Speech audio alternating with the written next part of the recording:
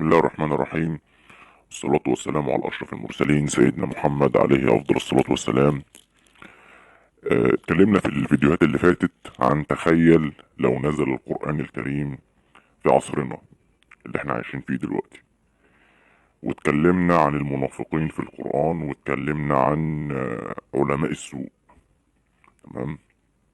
وانا هنا عايز الفت نظركم لحاجة. على فكرة انا داخل الاسلام جديد، والكلام اللي هقوله النهاردة انا بتحدى اي حد، تمام، يناظرني بالقرآن والسنة. تمام، يناظرني بالقرآن والسنة ويثبت اللي أنا بقوله ده غلط. أنا النهاردة هثبت لكم من السنة ومن القرآن الكريم إن أحبار اليهود أو علماء اليهود، تمام، اللي اتذكروا في القرآن هم دلوقتي علماء السوء ومشايخ السلطان اللي عايشين معانا، بالأحاديث وبالآيات وبالأدلة المادية، بالأدلة المادية.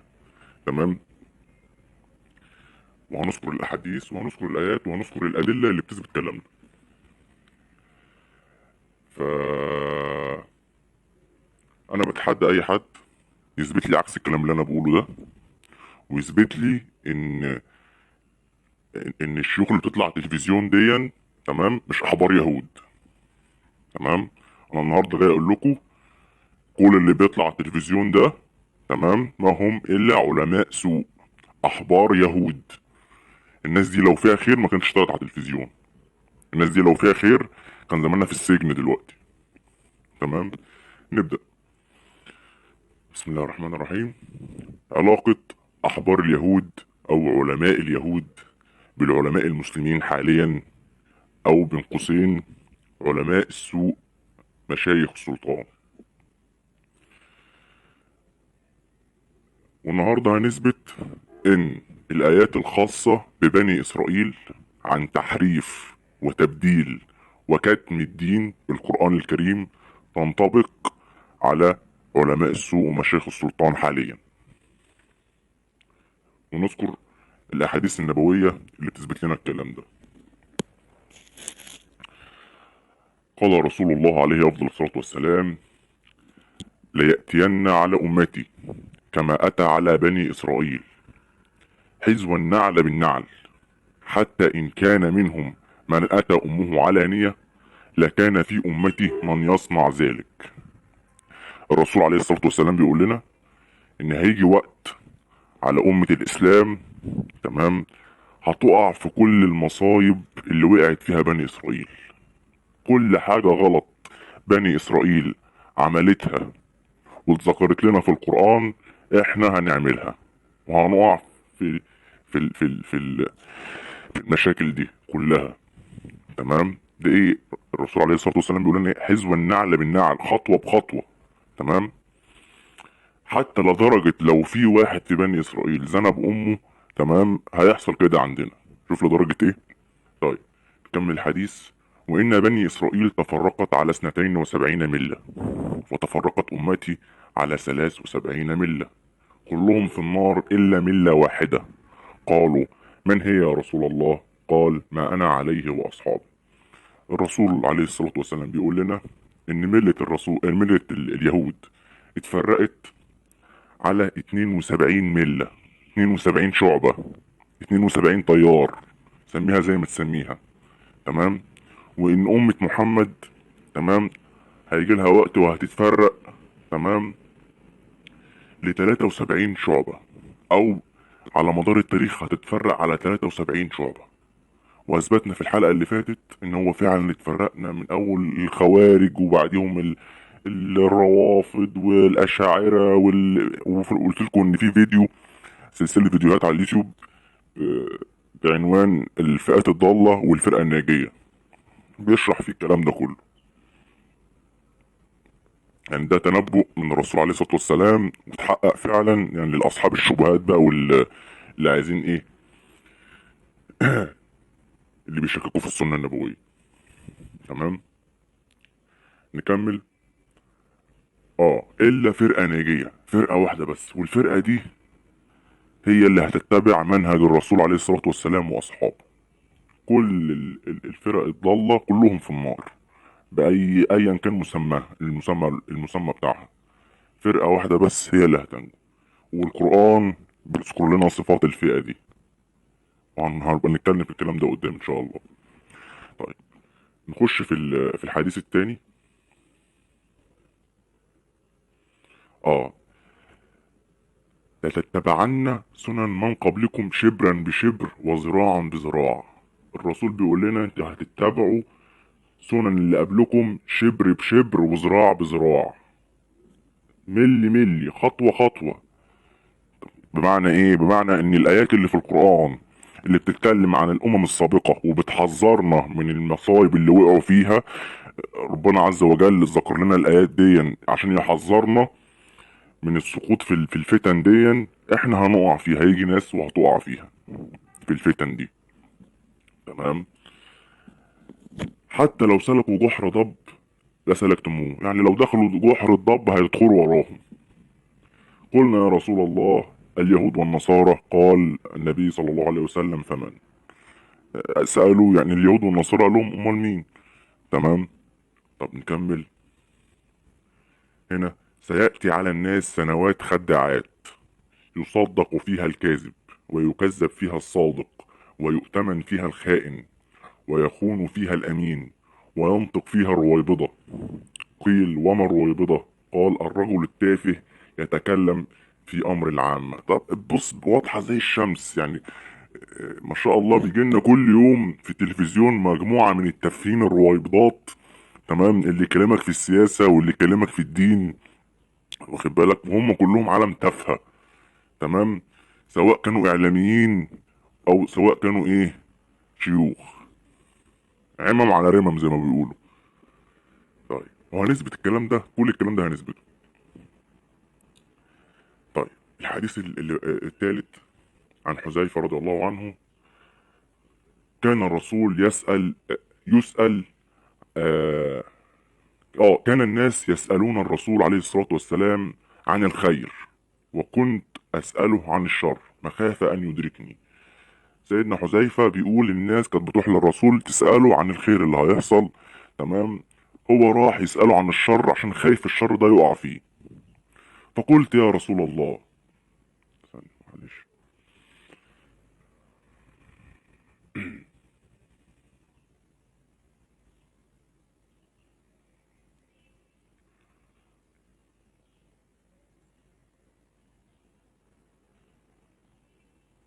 اه ماشي. فقلت يا رسول الله إن كنا في جاهلية وشر، فجاءنا الله بهذا الخير، فهل بعد هذا الخير من شر؟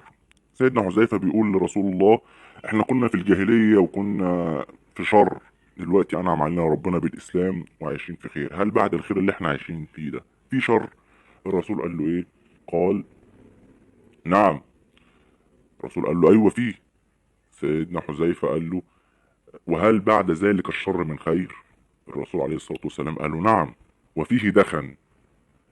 دخن يعني فيها في شوائب، مش لوجه الله، الخير ده مش كله لوجه الله، في كده يعني ايه، زي ما احنا بنقول في نفسنا. تمام. قلت وما دخنوا؟ سيدنا حذيفة بيسأل الرسول وما دخنوا؟ قال الرسول عليه الصلاة والسلام قوم يهدون بغير هدي تعرف منهم وتنكر. تمام. ده الدخن بتاع الايه، يعني بتاعت المرحلة اللي هتيجي بعد الخلفاء الراشدين. تمام. قلت فهل بعد ذلك الخير من شر؟ بيسأل بقى عن المرحلة التانية. فقال نعم، دعاة على أبواب جهنم. ها، دعاة على أبواب جهنم، دعاة، داعي، الداعية، فضيلة الشيخ الداعية، دعاة على أبواب جهنم. اربط، بس أنا عايزك تربط الكلام ببعضه، ما تبقاش دماغك قافلة. اربط، دعاة على أبواب جهنم. تمام. من أعجبهم إليها قذفوه فيها، اللي هيسمع كلامهم هيترمي في النار. تمام. قلت يا رسول الله صفهم لنا. فقال، بص الرسول عليه الصلاة والسلام يقولون ايه، هم من جلدتنا يتكلمون ويتكلمون بألسنتنا، بيقولوا قال الله وقال الرسول برضه، وبيتكلموا بالقرآن وبالآيات وبالأحاديث، واخد بالك. تمام. فما تأمرني إن أدركني ذلك. سيدنا حذيفة بيسأل لو ده فعلا حصل لي وقعت في الفتنة دي في وسط الناس دي أعمل إيه؟ قال الرسول قال له تلزم جماعة المسلمين وإمامهم. قلت فإن لم يكن لهم جماعة ولا إمام؟ قال فاعتزل تلك الفرق كلها ولو أن تعض بأصل شجرة حتى يدركك الموت وأنت على ذلك. يعني بمعنى الرسول بيقول له لو أنت في الوقت ده تمام اهجر الفرقة دي كلها والشعب دي كلها تمام لحد ما الفتنة دي تنقضي. اربط بقى الكلام، اربط دعاء على أبواب جهنم من جلدتنا يتكلمون بألسنتنا، واخد بالك، باللي احنا هنتبع سنن القوم اللي قبلنا من تحريف وكتم وطمس الدين، تمام، بالحديث اللي قبليه اللي هو احنا هنقلد بني اسرائيل في كل حاجه عملوها، كل المصايب اللي عملوها مذكوره عندنا في القران احنا هنعملها. وكون فكره. تعال نكمل. الرسول عليه الصلاه والسلام بيقول لنا في الحديث اللي بعده اذا فعلت امتي 15 خصله حل بها البلاء. فقيل وما هن يا رسول الله؟ قال إذ كان المغنم دول والأمانة مغنما والزكاة مغرما وأطاع الرجل زوجته وأعاق أمه وبر صديقه وجفى أباه وارتفعت الأصوات في المساجد. كل ده فعلا اتحقق وكل ده حصل. تمام. بص اللي بعديها وكان زعيم القوم أرذلهم. يعني أظن مش محتاجة تفسير. يعني زعيم، بص أوسخ واحد فيهم هو زعيمهم. ماشي. وأكرم الرجال مخاف شره. ماشي. وشربت الخمور ولبس الحرير واتخذت القينات والمعازف اغاني ومهرجانات وترفيه وحاجات كتير قوي كده. ولعن اخر هذه الامه اولها فليترقبوا عند ذلك ريحا حمراء او خسفا ومسخا. يعني لعن اخر هذه الامه اولها. انت بتشوف المعاتيه اللي بيطلعوا دلوقتي يعيبوا في الصحابه، تمام، الكفار اللي بيطلعوا يعيبوا في الصحابه، تمام، سواء كانوا بقى بيتقال عليهم سنه ولا بيتقال عليهم شيعه. وبتشوف اللي بيعيبوا في الائمه وبيعيبوا في العلماء السابقين العلماء الربانيين. تمام. انا بقول لكم انا لسه داخل الاسلام جديد، تمام، وبتحدى اي واحد بقاله 20 سنه في الاسلام يثبت عكس الكلام اللي انا بقوله ده. تمام. طيب كده احنا ايه، خدنا فكره عامه من الاحاديث الرسول عليه الصلاه والسلام. مضمون الاحاديث تثبت ان امة محمد عليه الصلاة والسلام هتسقط في كل اخطاء امة موسى عليه الصلاة والسلام. وده فعلا اللي بيحصل دلوقتي او اللي احنا شايفينه بعينينا. واللي مش شايف ده بعينيه يبقى عنده بص اعمى القلب والبصيرة زي ما بيقولوا. طيب طبعا احنا لو ربطنا بين احاديث الرسول عليه افضل الصلاة والسلام وبين اني اقول لك تخيل لو نزل القرآن الكريم في عصرنا، وانك تعتبر كل الايات اللي ذكرت في بني اسرائيل نازله فينا احنا كمسلمين حاليا، ده هيكون شيء منطقي جدا. صح ولا انا غلطان؟ صح. طيب نبدا بقى في الايات اللي ربنا سبحانه وتعالى ذكرها لينا عن بني اسرائيل، وهو سبحانه وتعالى تعالى شأنه بيذكرها لنا عشان ناخد بالنا من اللي عملوه وما نقعش فيه، نفضل صاحيين ما نقعش في المصايب اللي هم عملوها. تمام. اول ايه معانا في سورة البقرة ولا تلبسوا الحق بالباطل وتكتموا الحق وانتم تعلمون. البقرة آية 42. لا تلبسوا الحق بالباطل وتكتموا الحق وانتم تعلمون. بني اسرائيل كانوا بيلبسوا الحق بالباطل. ماشي. ويكتموا الحق. بيلبسوا الحق بالباطل بمعنى ايه؟ تمام. هو بيقول قرآن بس مش القرآن اللي مش معنى الآية، مش بيفسر الآية بمعناها ومضمونها الصحيح. بيقول حديث بس بيتكلم. يعني بتيجي دلوقتي مطلوب ان احنا نجاهد يكلمك عن غسل اليدين قبل الاكل وبعده. تمام. في مسلمين المفروض ان نروح ندافع عنهم يكلمك عن صحبة الجار، واخد بالك، بيتكلم بلسانك وبيتكلم بالاحاديث والقران، لكن ايه؟ لكن بيلبس الحق بالباطل. تمام. كل ما تيجي تكلمه عن حاجه يقول لك طاعه ولي الامر. طب ما هي طاعه ولي الامر دي جايه لازم تكون من طاعه الله ورسوله. لا، هو ما يعرفش غير طاعه ولي الامر، هو ما يسمعش غير طاعه ولي الامر. تمام. طيب يا عم، طاعه ولي الامر دي ده ولي الامر لا يحكم بما انزل الله. طاعه ولي الامر يا عم، ولي الامر بيوالي الكفار على حساب المسلمين. طاعه ولي الامر. هنتكلم في الكلام ده دلوقتي كله دلوقتي. انا بس بديكم نبذه احنا داخلين على ايه. تمام. يبقى اول نهي في القران الكريم: لا تلبسوا الحق بالباطل وتكتموا الحق وانتم تعلمون. دي اول كلمه، لا، اول لا في القران الكريم. تمام. الايه الثانيه: اتامرون الناس بالبر وتنسون انفسكم وانتم تتلون الكتاب افلا تعقلون. بتامروا الناس بالبر وناسين نفسكم وانتوا بتتلوا الكتاب. يعني انتوا بتقروا كتاب. يعني ربنا سبحانه وتعالى بيقول لهم بتقروا التوراه، تمام، وبتعملوا عكس اللي انتوا بتقروه، زي ما احنا دلوقتي بنقرا القران ولا احنا فاهمين حاجه. تمام. نكمل الآية اللي بعديها: فبدل الذين ظلموا قولا غير الذي قيل لهم فأنزلنا على الذين ظلموا رجزا من السماء بما كانوا يفسقون. بدل الذين ظلموا قولا غير الذي قيل لهم. بدلوا القول الذي قيل لهم. نزل لهم قانون من ربنا، نزل لهم حدود من ربنا، نزل لهم حكم من ربنا، بدلوه، استخدموا حاجات تانية. تمام. قال لك لا، دي مش هننفع نطبق الكلام ده دلوقتي، احنا في القرن مش عارف كام ولا 20. مش الحاجات دي مش متناسقة مع ايه يا عم، جهاد وعنف والكلام اللي انت بتقوله ده. لا يعني، انت في ناس على الحدود بتاعتنا بيحصل فيها مجازر يا عم. لا، احنا بنتكلم في ايه يا عم، احنا متحضرين. تمام. تعال نكمل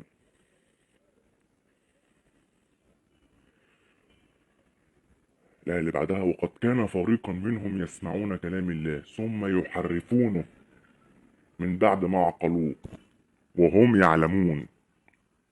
اسمعوا كلام ربنا، يسمعوا كلام ربنا ويحرفوه، يسمعوا كلام ربنا ويحرفوه. تمام. بص الآية اللي بعدها: ومنهم أميون لا يعلمون الكتاب إلا أمانيا وإن هم إلا يظنون. البقرة الآية 8 الآية 78. طب تعال نشوف التفسير بتاعها إيه، عشان الآية دي صعبة شوية. المختصر في التفسير، المختصر في التفسير: ومن اليهود طائفة لا يعلمون التوراة إلا تلاوة. ما يفهموش التوراة، هم واخدينه تلاوة، بيتلوه كده وخلاص زي البغبغانات. زي ما احنا دلوقتي بنتلو القرآن زي البغبغانات، مش فاهمين حاجة. وان فهمنا بنعمل نفسنا مش واخدين بالنا، او فاكرين مثلا ان القرآن ده كتاب تاريخ، حاجة وانتهت. تمام. ولا يفهمون ما دلت عليه. سبحان الله، برضو ده احنا بالظبط. انا حاسس ان بيوصفنا احنا. ده المختصر في التفسير، مش انا اللي بقول. تمام. وليس معهم الا اكاذيب اخذوها من كبرائهم.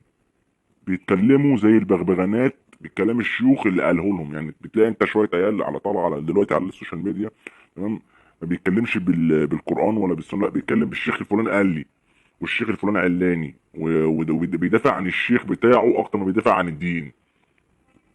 تعال نكمل.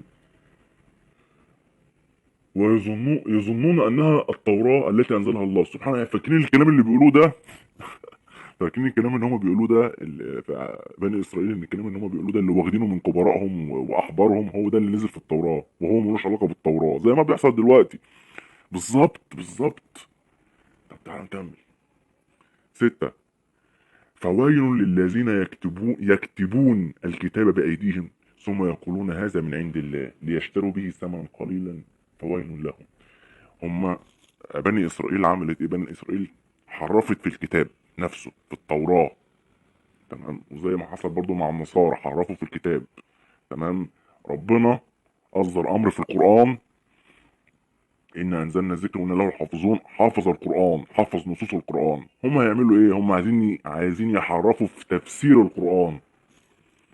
الآية تبقى واضحة زي الشمس، واضحة زي الشمس، هم عايزين يحرفوا في تفسير القرآن. وفي فيديو هنزله لكم الشيوخ، شوية مشايخ من الخونة العملاء كانوا بره، كانوا قاعدين بيتكلموا بيقول لك احنا مش هنقرب من النصوص الدينيه اللي في القران، احنا بس هنخش في الايه، في التفاسير. هو ليه كذا تفسير واحنا هنتكلم في التفسير، يعني من حقنا نتكلم في التفسير. تمام. لذلك هم بيهاجموا السنه، لان السنه هي اكبر يعتبر اكبر تفسير او اكبر موضح للقران. وهو انا عايز اقول لك حتى لو بعدنا السنه، تمام، القران اياته واضحه. القران اياته واضحه. هنشوف ده دلوقتي. تمام. تعال نشوف الآية تفسيرها ايه. المختصر في التفسير برضه: فهلاك وعذاب شديد ينتظر هؤلاء الذين يكتبون الكتاب بأيديهم ثم يقولون كذبا هذا من عند الله ليستبدلوا بالحق واتباع الهدى ثمنا زهيدا في الدنيا. تمام. يبيعوا دينهم عشان يطلعوا في التلفزيون ويتقال عليهم الشيخ الوسطي الجميل. يبيع دينه عشان ما يتسجنش. ماشي. يبيع دينه عشان يتقال عليه انت شيخ كيوت. ماشي. ويقعد في التلفزيون ويبقى ليه برنامج ويركب العربية والكلام ده. تمام. ثمنا زهيدا في الدنيا. ماشي. مثل المال والرئاسة. اه. اه. طيب تعالى شوف التفسير بقى الميسر. انا جبت لك بص التفسير المختصر في التفسير والميسر: فهلاك ووعيد شديد لأحبار السوء من اليهود الذين يكتبون الكتاب بأيديهم ثم يقولون هذا من عند الله وهو مخالف لما أنزل الله. يعني أنا راضي ذمتك. هل دلوقتي الكلام اللي بيقولوه الشيوخ دلوقتي ده بيقولوه من القرآن والسنة يتماشى مع اللي بيحصل دلوقتي على حدودنا؟ تمام. مع اللي بيحصل دلوقتي في المسلمين؟ هل الدين قال لنا كده؟ هل ربنا أنزل كده؟ تمام. امال 70 ايه بتتكلم عن الجهاد في القران والدفاع عن المسلمين دي يعني نازله ليه؟ تمام. تعال نكمل. ده لسه ده في ادله. خليكم بس معايا معلش، الفيديو هيبقى طول شويه.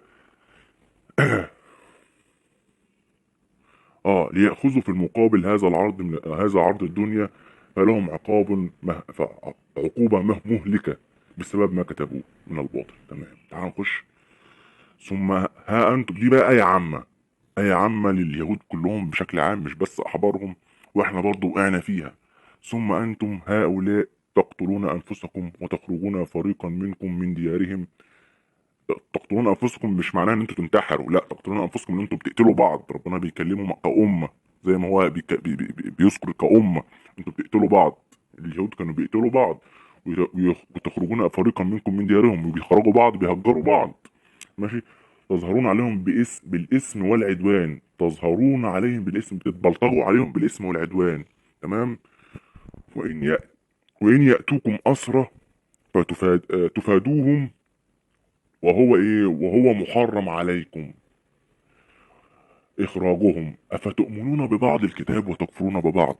هتلاقي سبحان الله الكلام كله مربط مع بعضه. يعني الناس اللي بتحب الرياضة هتلاقي زي ما يكون سبحان الله. بص يعني المسألة ماشية سلسة جدا، مفيش أي عواقب. أفتؤمنون ببعض الكتاب وتكفرون ببعض. انتوا بتاخدوا اللي على مزاجكم واللي يرضي الحاكم. تمام. وما تاخدوش اللي على مزاج اللي على الدين كله. واخد بالك؟ تعالى كده تعالى نكمل. أما جزاء من يفعل ذلك منكم إلا خزي في الحياة الدنيا ويوم القيامة يردون إلى أشد العذاب وما الله بغافل عما تعملون. البقرة الآية 85. طب تعالى بقى نشوف التفسير. هيوضح لنا حاجات تانية. التفسير اللي بيقول مش أنا، التفسير المنصر: ثم أنتم يا هؤلاء يقتل بعضكم بعضا. تمام. ويخرج بعضكم بعضا من ديارهم، بتقتلوا بعض وبتهجروا بعض. ويتقوى كل فريق منكم على إخوانه بالأعداء بغيا. يعني بيستقووا بالأعداء على بعض، يعني بيستقووا بالكفار على بعض. طب تعالى بص على وضعنا احنا دلوقتي. احنا بنستقوى بالكفار على بعض. بنستقوى بالكفار، يعني المسلم بيستقوى بالكافر على المسلم. واخد بالك؟ المسلم دلوقتي عنده الكافر أقرب له من المسلم. واخد بالك؟ يسمع كلامه وما يسمعش كلام المسلم. هنكمل. وعدوانا بغيا وعدوانا.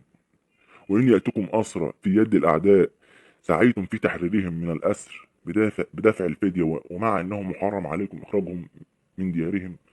آه. تمام.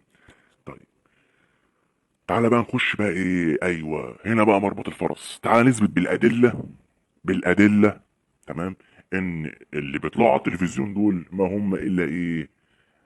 قراطيس. ماشي، قراطيس. الناس دي لو فيها خير والله ما كانت طلعت على التلفزيون. الناس دي لو فيها خير والله ما كانت طلعت، الناس دي كان زمانها في السجن. تمام، بص على اللي في السجون وبص اللي بيطلع على التلفزيون. تمام. بص يا سيدي، اول حاجه ايات الحكم بما انزل الله. تمام، الحكم بما انزل الله. تعال بص اول ايه: فلا تخشوا الناس واخشوني ولا تشتروا باياتي ثمنا قليلا. ربنا بيقول لا اله الا الله. الايه بص العظمه اشعرك: فلا تخشوا الناس واخشوني ولا تشتروا باياتي ثمنا قليلا. ما تخافش من امريكا، ما تخافش من اي حد. تمام، ولا تشتروا باياتي ثمنا قليلا. تمام، لما اقول لك جاهد تجاهد، ما تقوليش الظروف والدنيا وانا ودي ومش عارف ايه لا، فلا تخشوا الناس واخشوني ولا تشتروا باياتي ثمنا قليلا. تمام. ومن لم يحكم بما انزل الله فاولئك هم الكافرون. طب انا راضي ذمتك دلوقتي في حد بيحكم بما انزل الله؟ اللي بيحصل دلوقتي على حدودنا ده يرضي ربنا؟ ده الحكم ده حكم يرضي ربنا؟ الناس اللي بتحكم دلوقتي دي بتعمل اللي يرضي ربنا. تمام، ويطلعوا يقول لك يحسسك ان هو عمر بن الخطاب كل واحد فيهم. تمام. تعال نكمل: افحكم الجاهليه يبغون ومن احسن من الله حكما لقوم يوقنون. انتوا عايزين حكم جاهليه؟ يعني انت معنى ان انت تبعد عن حكم القران انت كده بتحكم بالجاهليه. وشوف نفسك، شوف نفسك، انت هتلاقي نفسك في جاهليه فعلا. شوف نفسك، هتلاقي نفسك، هتلاقي اي حد بيحكم بره القران هتلاقيه جاهلي، جاهليه، عايشين في جاهليه. تمام. افحكم الجاهليه يبغون ومن احسن من الله حكما لقوم يوقنون. يا سبحان الله. سورة المائدة الآية 50. طب بص السورة اللي بعدها: أفغير الله أبتغي حكما وهو الذي أنزل إليكم الكتاب مفصلا. يعني ما تجيش تقول لي الحكم بمبادئ الشريعة الإسلامية. مفيش حاجة اسمها بمبادئ الشريعة الإسلامية. تمام، بيقول لك أنزل إليكم الكتاب مفصلا. تمام، كانوا بقالهم مئات السنين بيخدرونا ومغيبين عن الحقيقة، أحبار اليهود اللي احنا بنشوفهم. تمام. وانا بتحدى اي حد، انا بقول لك انا لسه داخل الاسلام جديد وبتحدى اي حد تمام من الناس دي، من اللي مولود مسلم اصلا. تمام. والذين اتيناهم الكتاب يعلمون انه منزل من ربكم من ربك بالحق فلا تكونن من الممترين. طب تعال نكمل. لا اللي بعدها: وتمت كلمات ربك صدقا وعدلا لا مبدل لكلماته وهو السميع العليم. لا مبدل لكلماته، ربنا بيقول لك انا مفيش مبدل لكلماتي. تمام، هو بقى يقول لك يعني انا شايف الايه دي والايه دي اصلا مضمونها يقول لك ايه يعني. مش انا منزل القران ما تجيش تبدل الكلام ده وتاخد اللي على هواك وتحكم باللي على هواك وتسيب اللي على هواك. لا، لا مبدل لكلمات الله. تمام. تعال نكمل: وان هذا صراطي مستقيم فاتبعوه ولا تتبعوا السبل. يا ربنا بيقول لنا ان هذا صراطي مستقيم، اللي نزل ده قران وسنه، صراط مستقيم فاتبعوه ولا تتبعوا السبل. ليه؟ لو اتبعنا السبل ايه اللي هيحصل؟ فتفرق بكم عن سبيله. تبعدكم عن سبيل الله. زي لو شفت اول فيديو انا منزله: اهدنا الصراط المستقيم. الدعاء اللي بندعيه في كل صلاة في كل ركعة: اهدنا الصراط المستقيم. واخد بالك؟ خش على الآية اللي بعدها: وهذا كتاب أنزلناه مبارك فاتبعوه. يعني انت عايزين ايه تاني اكتر من كده؟ انتوا عايزين ايه تاني اكتر من كده؟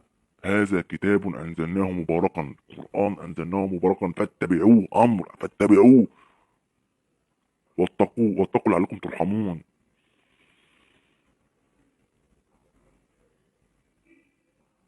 لا اللي بعدها: او تقولوا لو ان انزل علينا الكتاب لكنا اهدى منهم فقد جاءكم بينة من ربكم وهدى ورحمة فمن اظلم ممن كذب بآيات الله وصدف عنها. بص اليهود بيقولوا ايه؟ بيقولوا لو القرآن ده لو الدين ده كان نزل علينا كنا بقينا اهدى منهم. تمام، ربنا بيقول لهم لا، انتوا كذبتوا بآيات ربنا. فمن اظلم ممن كذب بآيات الله. مين اظلم؟ يعني مفيش حد اظلم ماشي ولا ارتكب جريمة اكتر من ان هو يكذب بآيات الله وصدف عنها. بص ركز في كلمة صدف عنها دي، الكلمة دي معناها كبير قوي. صدف عنها يعني بص انحرف، بس انحراف بسيط عنها. كذب بآيات الله وصدف عنها، انحرف عنها. تمام. سنجزي الذين يصدفون عن آياتنا سوء العذاب بما كانوا يصدفون. سورة الأنعام الآية 157. تعال بص الآية اللي بعديها: كتاب أنزل إليك فلا يكن في صدرك حرج منه لتنذر به وذكرى للمؤمنين. بص سبحان الله، ربنا بيقول للرسول في عصره، ماشي، في عصر الرسول لما كانوا بيهاجموا الرسول عليه الصلاه والسلام، تمام، ويقولوا له ايه القران اللي انت نزل لنا بيه ده، تمام، بيقول كتاب انزل اليك فلا يكن في صدرك حرج منه لتنذر به وذكر المؤمنين. طب تعالى بص على وضعنا دلوقتي لو اعتبرنا القران نازل دلوقتي، تمام. في ناس في ناس تقول لك لا ايات جهاد ايه، لا ايات مش عارف ايه، لا مش هينفع مثل لا لا لا. شوف ربنا بيقول لنا ايه: كتاب انزل اليك فلا يكن في صدرك حرج. امر من ربنا، فلا يكن في صدرك حرج. اوعى تخجل من ايه، اوعى تخجل من حديث. بعد اللي انت بتشوفه دلوقتي ده لازم تتاكد ان كلام ربنا هو الصح. تعال بص على اللي بعديه: اتبعوا ما انزل اليكم من ربكم ولا تتبعوا من دونه اولياء قليلا ما تذكرون. يا سبحان الله، اتبعوا ما انزل اليكم من ربكم ولا تتبعوا من دونه اولياء قليلا ما تذكرون. قليلا، بص اللي هتذكره دايما قليل، دايما دي هتلاقيها في القرآن. هتلاقي دايما اللي فاهمين واللي بيفهموا في الدين قليلين قوي، قليلين قوي قوي، والكتار هم الضالين. طيب، فلا تجعلوا لله اندادا وانتم تعلمون. الآية دي ليه؟ بص تحمل ألف معنى، مليون معنى. فلا تجعلوا لله أندادا وأنتم تعلمون. من أول أنت إيه؟ من أول أنت كشخص ما ينفعش أخاف من حد أكتر من ربنا، ما ينفعش أحب حد أكتر من ربنا، ماشي، ما ينفعش أسعى في حاجة إلا في سبيل الله، تمام. فلا تجعلوا لله أندادا، ما ينفعش أدعو إلا لربنا، ما ينفعش أتوسل إلا لربنا، تمام. واخدين بالكم؟ تمام. فأنت بقى لما تيجي تقول لي أنا بتخاف من أمريكا أكتر من ربنا، بتخاف من مش عارف منين اكتر من ربنا، بتعمل حساب لمين اكتر من ربنا، تمام، بتروح تتوسل في عند القبر الفلاني والاضراحه الفلانيه، تيجي في الاخر تقول انا مسلم. يا عم انت ارحمني بقى. اعوذ بالله من الشيطان الرجيم، استغفر الله العظيم. وان تطع اكثر من في الارض يضلوك عن سبيل الله. اهي بص دي، شوف سبحان الله، بتثبت لك ان هم ايه، قليلا ما تذكرون. وهنا وان تطع اكثر من في الارض يضلوك عن سبيل الله. ربنا سبحانه وتعالى بيقول للرسول عليه الصلاه والسلام، بيقول له لو انت قطعت وهويت اكتر من في الارض، اكتر الناس هيضلوك عن سبيل الله، لان اكترهم قليلا ما يذكرون. وانت دلوقتي لو جيت القران نازل في عصرنا دلوقتي، تمام، لو اتبعت اكتر الناس هتضل عن دين الله، هيبعدوك عن دين الله، هيغيبوك عن دين الله، هيعموك عن الحقيقه. ان يتبعون الا الظن. هم كلهم ظن، ماشيين بالظن. يعمل لك القانون الفلاني وما ينفعش، يروح جاي معدل لك في القانون الفلاني. طب لا القانون، طب ما هو دي نازل لنا قانون الهي، نازل لنا ننفذه. ان هم الا يخرصون. الانعام 116. طيب، احنا كده اتكلمنا ايه؟ احنا عشان ما تتوهوش مني، انا دلوقتي بكلمكم على الايات اللي مذكوره في القران، اللي المفروض علماء السوء اللي بيطلعوا في التلفزيون يقولها لنا واحنا ما بنسمعش عنها حاجه، احنا ما بنسمعش عنها حاجه، تمام. والايات دي زي ما انتم كلكم، مش محتاج ان انا اوضح ان مفيش حد بيحكم بما انزل الله دلوقتي بسبب اللي بيحصل على حدودنا دلوقتي ده، تمام. واهو الدين بيقول لنا الحكم لله، ومحدش بيحكم بما انزل الله، ومحدش من العرر اللي بيطلعوا على التلفزيون بيقول لنا الكلام ده. طب تعالى بقى الجزئيه الثانيه اللي هم مغيبينها عننا: ايات موالاه الكافرين على حساب المسلمين. طيب، طب ربنا بيقول لنا ايه في الموضوع ده؟ سبحانه وتعالى بيقول لنا: يا ايها الذين امنوا لا تتخذوا الكافرين اولياء من دون المؤمنين. يا يا ايها الذين امنوا، يا اللي انتوا امنتوا، لا تتخذوا الكافرين اولياء من دون المؤمنين. طب يعني ما اخدش امريكا؟ طب ما ينفعش الصين؟ ما ينفعش طيب الامم المتحده؟ طب اسرائيل هتزعل مني. تمام. يا ايها الذين امنوا لا تتخذوا الكافرين اولياء من دون المؤمنين اتريدون ان تجعلوا لله عليكم سلطانا مبينا. ربنا بيهددهم، بيهدد اللي هيعمل كده. طيب سورة النساء الآية 144. طب تعالوا الآية اللي بعدها: لا يتخذ المؤمنين الكافرين أولياء من دون المؤمنين ومن يفعل ذلك فليس من الله في شيء. ربنا خرجه من الملة خالص، ربنا سبحانه وتعالى خرجه من دينه. اللي هيعمل كده اهو: لا يتخذ المؤمنين الكافرين أولياء من دون المؤمنين ومن يفعل ذلك فليس من الله في شيء. أنا معرفوش، سبحان الله اهو، فليس من الله في شيء إلا أن تتقوا منهم تقاه.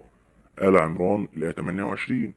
طب تعالى الآية اللي بعدها: يا أيها الذين آمنوا لا تتخذوا اليهود والنصارى أولياء بعضهم أولياء بعض ومن يتولهم منكم فإنه منهم. طب عايزين أكتر من كده؟ أنا مش عارف أنتوا عايزين أكتر من كده. انتوا صعبانة على نفسكم ليه؟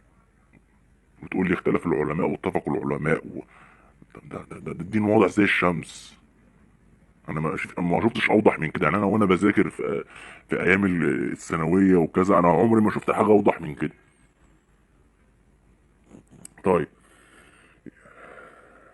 لا يا ايها الذين امنوا لا تتخذوا اليهود والنصارى اولياء بعضهم اولياء بعض ومن يتولهم منكم فانه منهم ان الله لا يهدي القوم الظالمين. تمام. تعالى بص بقى التفسير. بص التفسير: فاتخذوهم اولياء هو اعتبارهم اصدقاء واحبابا وانصارا. ده التفسير، مش انا اللي بقول، مش انا اللي بقول، التفسير اللي بيقول. تمام. التفسير اللي بيقول اعتبروهم اصدقاء واحباب وانصار، وذلك يظهر وذلك يظهر بالحفاوة بهم واكرامهم وتعظيمهم، مما يوضح ذلك قوله سبحانه وتعالى: لا يتخذ قوم يؤمنون بالله واليوم الاخر يودون من حاد الله ورسوله. يا الله، يا الله، يا الله. والله والله الواحد اللي بيسمع، لو في حد بيسمعني عنده ذرة إيمان يقشعر من الكلام اللي أنا بقوله ده، من الكلام اللي أنا بقراه ده. لا تجد قوما يؤمنون بالله واليوم الآخر يودون من حاد الله ورسوله. المجادلة 22. وقال تعالى: يا أيها الذين آمنوا لا تتخذوا عدوي وعدوكم أولياء تلقون إليهم بالمودة وقد كفروا بما جاءكم من الحق.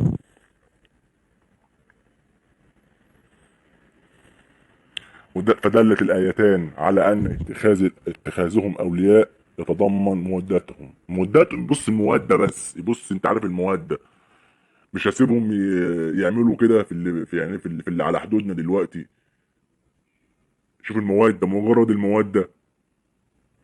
طيب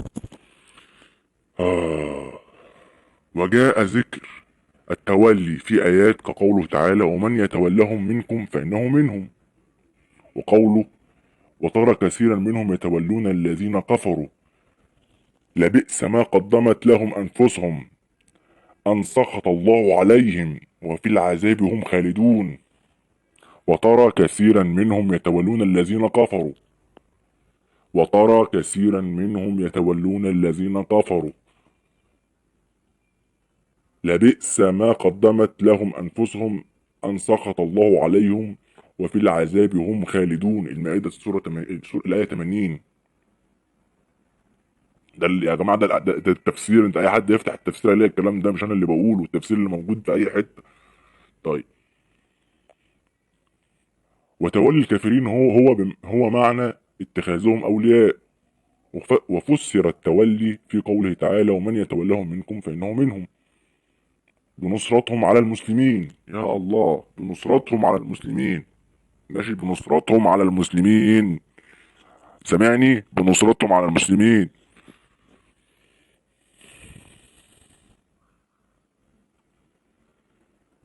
ولهذا كانت مظاهرة الكفار ومعاونتهم ضد المسلمين من انواع الردة. يا الله، والله انا لسه قاري الجملة دي دلوقتي. من انواع الردة، لان ذلك يتضمن مقاومة المسلمين مقاومة الاسلام والرغبة في اضمحلاله وذل اهله. لا اله الا الله، لا اله الا الله، لا اله الا الله، لا اله الا الله. واما المولاة فلم يأتي لفظها في القرآن فيما اعلم، والذي يظهر ان المولاة والتولي معناهما واحد او متقارب، ولكن من العلماء من فرق بينهم فخص المولاة بتقديم الخدمات للكفار حفاوة بهم واكراما، والتولي بنصرتهم على المسلمين. والله احنا بنعمل الاتنين يا شيخ، احنا بنعمل، بص احنا مش مقصرين في اي حاجة احنا مش مقصرين في اي كفر. استغفر الله، ان شاء الله البرية ما يضحك فعلا. وإن المولاة كبيرة والتولي ردة كما تقدم. فالواجب على المسلمين أن يبغضوا الكافرين، وأن يعادوهم في الله، وأن يجاهدوهم في الله ولإعلاء كلمة الله. وهذا لا يمنع من معاملتهم في أمور الحياة كالتجارة، ولا يجب الغدر به بما أعطوا من عهد. ما ينفعش أغدر بيهم في معاهدة، لو في معاهدة تمام، مش لا ما تفهموش ما تفهموش التفسير غلط. تمام، في وقت السلم، أو بمعنى أصح زميلي المسيحي اللي في أي دولة دلوقتي ده، ما ينفعش أغدر بيه بدون أي وجه حق كده وأروح جاي غادر بيه، لا. تمام، ما تخلطوش الأمور ببعضها. جارك المسيحي تمام غير اللي بيمول دلوقتي، اللي بيحصل على حدودنا، واخد بالك؟ تمام، يعني طالما بقى تنفذ تنفذ اللي في الكتاب واوامر الكتاب طبقا للقران. تمام، وفي جزيه زي ما القران بيقول، انا ما ينفعش اغدر بيه، بالعكس طالما في جزيه وطالما التزم بالقوانين بتاعتي، انا واجب عليا ان انا احميه، واجب عليا ان انا احميه طالما التزم بالجزيه، واخد بالك؟ ده القرآن اللي بيقول، مش انا اللي بقول برضه. تمام. آه. بل يجب الوفاء بعهدهم كما قال في تعالى: إلى الذين عاهدتم من المشركين ثم لم ينقصوكم شيئا ولم يظهروا عليكم. بص، ايوه ايوه ايوه، ثم لم ينقصوكم شيئا ولم يظهروا عليكم احدا فاتموا اليهم عهدهم.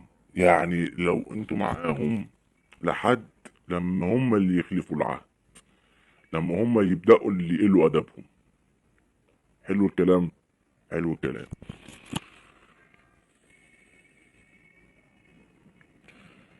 إلى مدتهم إن الله يحب المتقين. فبغض الكفار والبراءة منهم من أصول الدين. فبغض الكفار والبراءة منهم من أصول الدين. فبغض الكفار والبراءة منهم من أصول الدين. تمام، يعني من الآخر كده ما ينفعش أسايره في الغلط، ما ينفعش أهنيه بعيده اللي يعيده الشركي، العيد بتاعه ده. طبعا انا بقول لكم انا لسه داخل الاسلام جديد، واخد بالكم؟ ما ينفعش اهنيه بالعيد بتاعه اللي هو دليل على الشرك والكفر. تمام، ما ينفعش اوده في حاجه زي دي. تمام، من اصول الدين، وهو مقتضى الايمان بالله والكفر بالطاغوت. ماشي، ولكن ذلك لا يجب ولا يبيح الخيانه او الظلم، فالظلم حرام ونقص العهد حرام. تلك حدود الله فلا تقربوها. يعني الدنيا واضحه زي الشمس. تمام.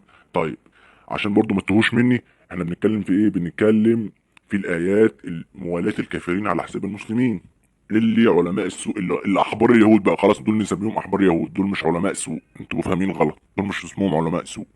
ان اللي احبار اليهود ما بيقولناش عنها حاجه. انتوا عمركم سمعتوا الكلام ده في التلفزيون؟ اهو الكلام ده موجود في كل كتب الدين، انتوا سمعتوا الكلام ده؟ لا. طيب، احنا اتكلمنا على ايات الحكم وايات الموالاه، تعالى بقى نخش على ايات الجهاد. انت تعرف كام ايه من ايات الجهاد الموجوده في القران؟ م? تعرف كام ايه من ايات الجهاد؟ انا بص، انا على فكره انا هعمل حلقه كامله لايات الجهاد، لان الجهاد اتذكر بعده اسماء في القران الكريم. اتذكر بكلمه الجهاد وكلمه النفير وكلمه القتال. حلو الكلام. فده محتاج حلقه كامله. نتكلم بقى فيها عن الحاجات اللي ايه اللي محدش بيكلمنا عنها دي. طب تعالى نتكلم بس كده في حاجات بقى، يعني ناخد كام لقطة كده، كام آية كريمة. قال رسول الله صلى الله عليه وسلم، لا نتكلم في الحديث الأول. الرسول بيقول لنا ايه؟ قال رسول الله صلى الله عليه وسلم: جاهدوا المشركين بأموالكم وأنفسكم وألسنتكم. جاهد بأموالك وبنفسك وبلسانك. بأموالك تمام، معكش أموال بنفسك، مش قادر دلوقتي بنفسك بلسانك. فحتة اللسان دي انت ما عندكش فيها معذرة. يعني اللي انا بعمله دلوقتي ده ربنا يجعله في ميزان حسناتي واسألكم الدعاء. تمام. توضيح ان انت تتعلم حاجة وتعلمها لغيرك، ده شيء، ده حاجة زي الجهاد. ده ما يغنيش ان الجهاد بالايد، لكن لا يعني عقبال لما ربنا يفتحها علينا ان شاء الله. تمام. لازم تنصح اللي حواليك وتبين لهم الدين الصح، مش دين احبار اليهود. تمام. طيب.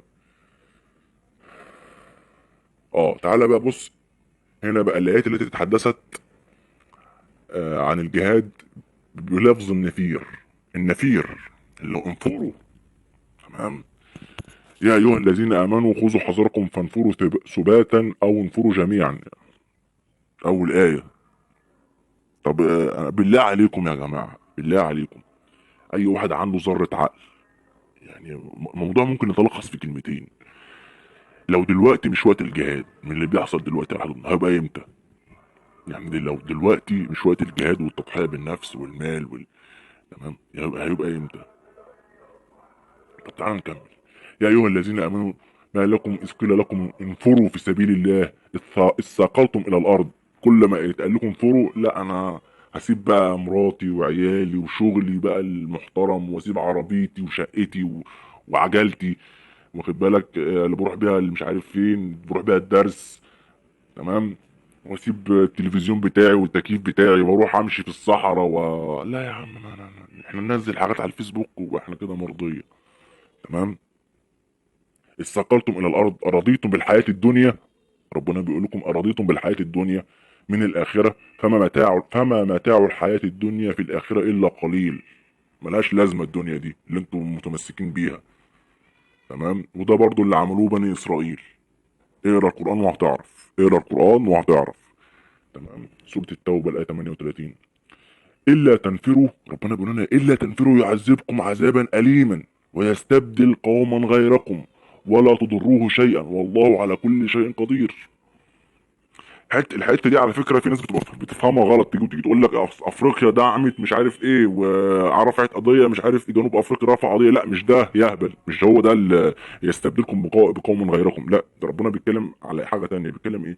ان المسلمين دلوقتي العرب لو تخاذلوا ربنا هيستبدلهم بمسلمين تانيين اجانب، او من منطقه تانية. تمام. او من مله تانية.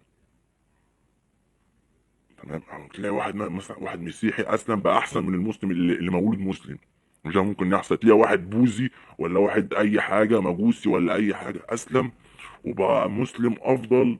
ولا تلاقي مثلا واحد ملحد ربنا ينعم عليه ويسلم وتلاقيه مدافع عن الدين اكتر من المولود مسلم واللي ابوه وامه مسلمين. هو ده الاستبدال. تمام. طيب. فرح المخلفون بمقاعدهم خلاف رسول الله وكرهوا أن يجاهدوا بأموالهم وأنفسهم في سبيل الله وقالوا لا تنفلوا في الحر. قل، ربنا بيقول للرسول عليه الصلاة والسلام قل لهم قل نار جهنم أشد حرا ولو كانوا يفقهون. لا اللي بعدها وما كان المؤمنون لينفروا كافة فلولا نفر من كل فرقة منهم طائفة ليتفقهوا في الدين ولينذروا قومهم إذ رجعوا إليهم لعلهم يحذرون. طيب الآيات بقى اللي اتكلمت بالجهاد بصيغة الجهاد. إن الذين آمنوا والذين هاجروا وجاهدوا في سبيل الله أولئك يرجون رحمة الله وأولئك والله غفور رحيم. الذين هاجروا وجاهدوا في سبيل الله. هاجروا، ما أنت هتهاجر من وأنت قاعد في الأوضة، لازم تمشي وتهاجر وتاخد شنطتك وتمشي وتروح تشوف الناس اللي على حدودنا دول ظروفهم إيه، واخد بالك. الآية اللي بعدها أم حسبتم أن تدخلوا الجنة ولما يعلم الله الذين جاهدوا منكم ويعلم الصابرين. ام حاسبتم ان تدخلوا الجنه، انتوا فاكرين انتوا هتخشوا الجنه كده ببلاش ببصين على الفيسبوك؟ ام حاسبتم ان تدخلوا الجنه ولما يعلم الله الذين جاهدوا منكم ويعلم الصابرين. انتوا فاكرين ان ربنا مش عارف اللي جاهد واللي صبر وتعب في سبيله، وفاكرين ان كلكم كده هتخشوا الجنه ببلاش؟ امال الاختبار ايه بقى اللي احنا عايشينه؟ وتاني انا بتحدى اي واحد، تمام، يغلطني في الكلام اللي انا بقوله ده. انا ممكن انا قرايتي فيها مشكله، ان شاء الله ربنا ينعم عليا بانها تبقى احسن، تمام، بس انا بتحدى اي حد يغلطني في المضمون الكلام اللي انا بقوله. تعالوا نكلم